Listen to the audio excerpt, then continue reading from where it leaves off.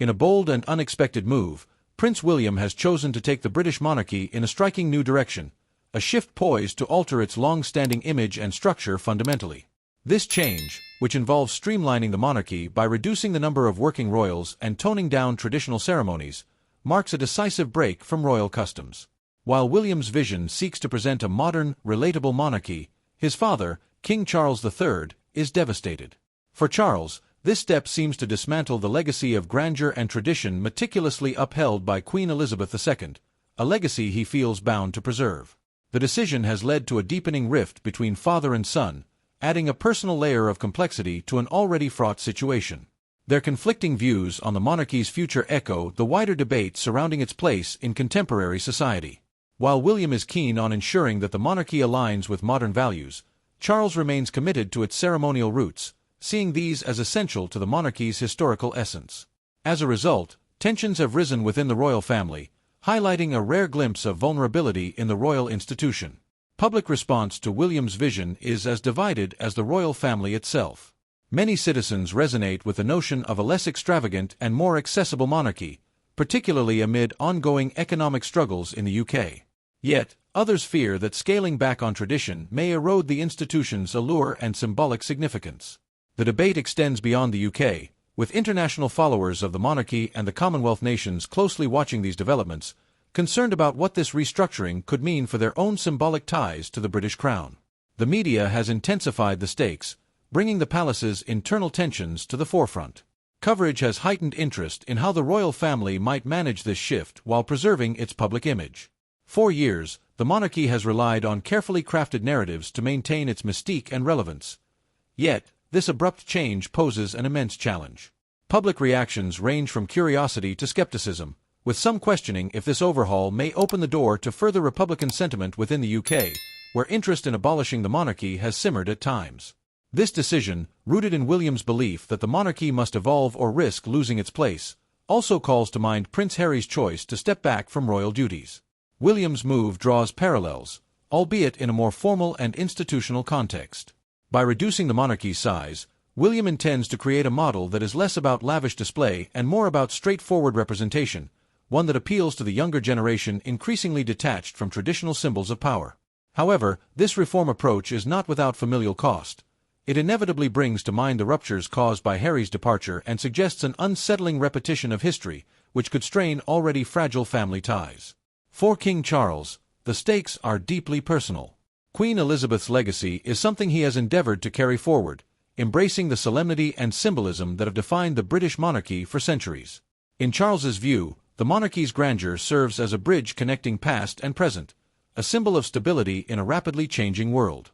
His reaction to William's decision is one of heartbreak and disappointment, seeing it as a rejection of the traditions he cherishes and has sought to protect throughout his reign. For Charles, the fear of eroding the monarchy's mystique is not merely about image but about sustaining the institution's very essence. The ideological clash between Charles and William highlights the broader generational divide within the royal family. Where Charles envisions a monarchy that anchors itself in historical tradition, William argues for pragmatism. This divide reflects a larger, global generational shift, as younger people are more inclined to support changes that resonate with contemporary values, while older generations remain attached to established norms.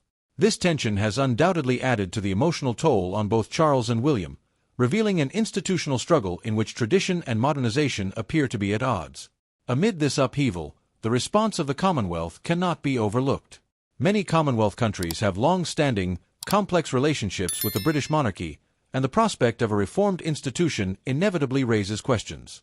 For nations already grappling with their own identities apart from British influence, William's move could accelerate Republican sentiments, especially if the monarchy's reduced grandeur diminishes its appeal as a unifying figurehead.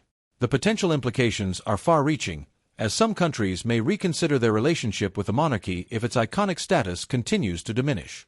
For the royal family, which has faced a cascade of controversies and public criticisms in recent years, William's decision represents both a strategic shift and a gamble. While the family is no stranger to media scrutiny, this particular change cuts to the core of the monarchy's identity, threatening to reshape public perception. Coverage of the family has often focused on the personal lives and choices of its members, but William's decision is uniquely significant because it calls into question the very nature of the institution itself. As the monarchy navigates these turbulent waters, the royal family's ability to communicate and justify this transformation will be critical. The handling of this transition will likely determine the monarchy's future support base, particularly among younger generations who may be more receptive to a streamlined institution. The monarchy must now strike a delicate balance between acknowledging public demands for modernization and respecting the traditional values that have long supported its image. In an era where public opinion is shaped in real time by social media, the family's approach to managing this change could have lasting implications for its reputation and survival. The friction between King Charles and Prince William may ultimately be a microcosm of a larger societal debate about the role of monarchy in the 21st century. As William moves forward with his vision, the public will be watching not only to see how this affects the family but also to gauge the monarchy's relevance in a world that increasingly demands transparency, simplicity, and relatability. This turning point represents a unique chapter in the monarchy's history, one that challenges the institution to redefine itself in an era that questions the very need for its existence.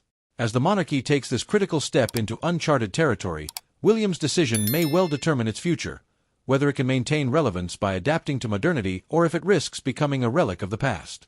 Only time will reveal whether William's gamble will indeed preserve the monarchy or accelerate its decline.